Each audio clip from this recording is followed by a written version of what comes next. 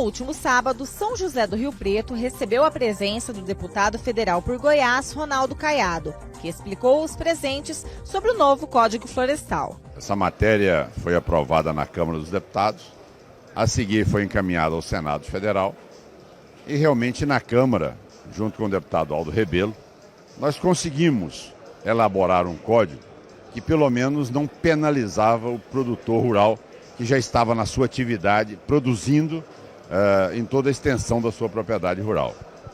Ou seja, consolidando as áreas produtivas, mesmo que elas estivessem em áreas de APP. Segundo Caiado, o texto aprovado pela Câmara Federal sofreu diversas alterações quando foi analisado pelo Senado Federal. Essa matéria foi para o Senado Federal e ela foi totalmente desfigurada. Ou seja, impuseram uma recomposição em toda essa área das APPs, o que vai onerar duramente o produtor rural, inviabilizar o produtor rural.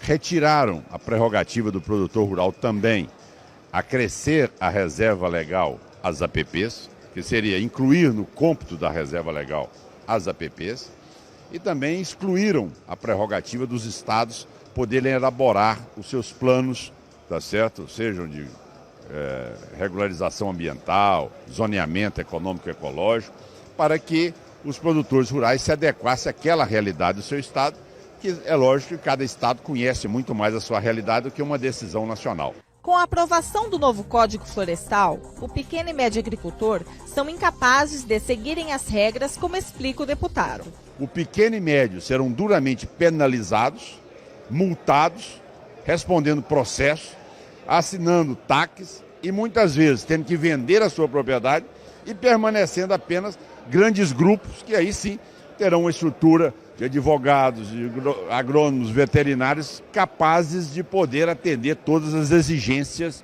do Código Florestal. Caiado é médico de formação e diz que existem diferenças do profissional que estuda e opera daquele que só opera no papel, ou seja, cita como exemplo e compara os agropecuaristas com os ambientalistas. Nós estamos discutindo pedindo bom senso para que o embasamento do Código Florestal não seja nessa emoção teórica dos ambientalistas, mas que tenha fundamento, tá certo? E fundamento científico, base científica, como a Embrapa mostrou que esse código é inviável para o produtor rural. Se o governo consolidou a área urbana, por que não consolidar o produtor rural? Diz Ronaldo Caiado. Então, isso é questão de justiça, não é pedir nada mais do que eles fizeram para o setor urbano. Então, quando eles dizem, nós temos que recuperar, então, essa área que está produzindo, principalmente São Paulo, que tem um passivo ambiental que se aproxima em torno de mais de 35 milhões de hectares de terra, veja bem o que será o impacto de tudo isso, tá certo? Na migração das pessoas para as grandes cidades e, ao mesmo tempo, a perda de produção que terá esse estado e o aumento do custo da cesta básica no país. É que se o governo quer amanhã fazer avançar as áreas de reserva, mas que ele pague por elas, ou que ele as faça.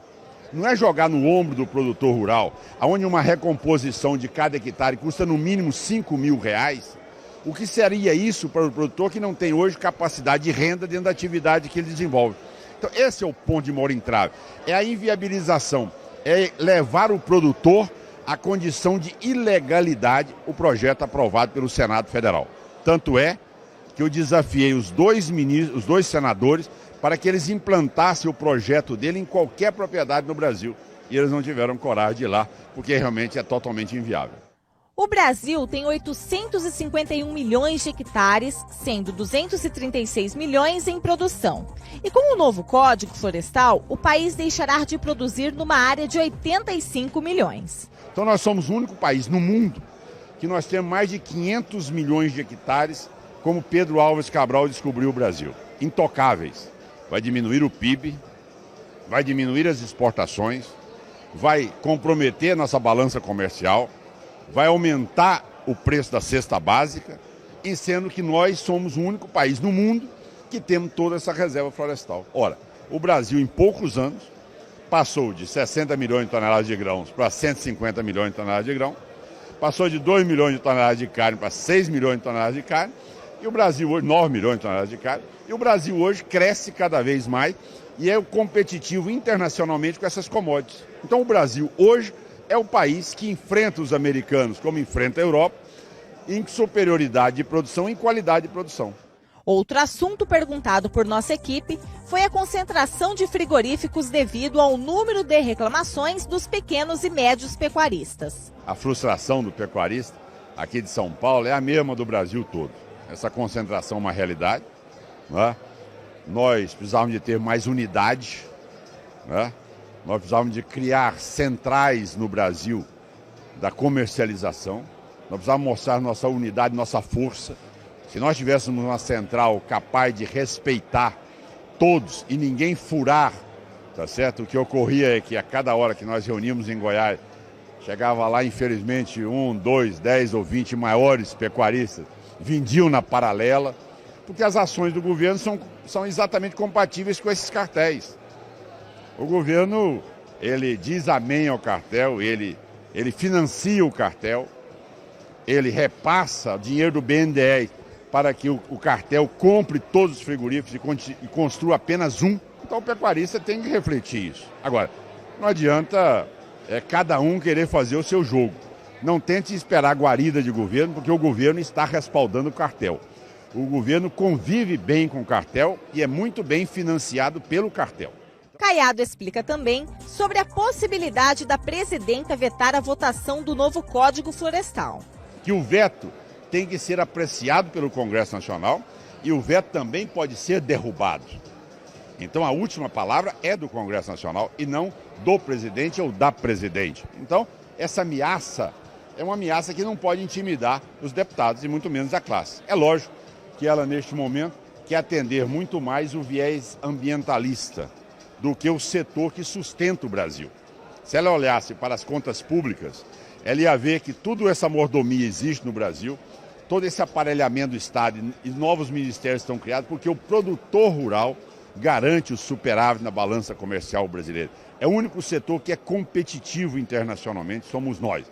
Então essa ameaça não pode valer neste momento. Perguntei a ele qual a importância e encanto com São José do Rio Preto e região. Agora esse encanto é pelas amizades, pelas pessoas que sempre estiveram ao nosso lado em todos os momentos da vida política desse país e o carinho especial também que tem por uma região tão simpática, tão agradável como é São José do Rio Preto. No final da palestra, Ronaldo Caiado pediu apoio aos agropecuaristas e acredita na votação a ser realizada na próxima quarta-feira. É isso que nós pediríamos nessa hora, apoio ao texto da Frente Parlamentar da Agropecuária, que é aquilo que nós estamos lutando, colhendo assinaturas para ver se o relator acolhe esse texto na votação de quarta-feira. Esse é o pedido, que votem conosco e nos dê a oportunidade para que o produtor rural possa sobreviver e não ser penalizado por mais taxas, mais fiscalizações amanhã que venham levá-lo à condição de ter custos maiores para continuar sua atividade.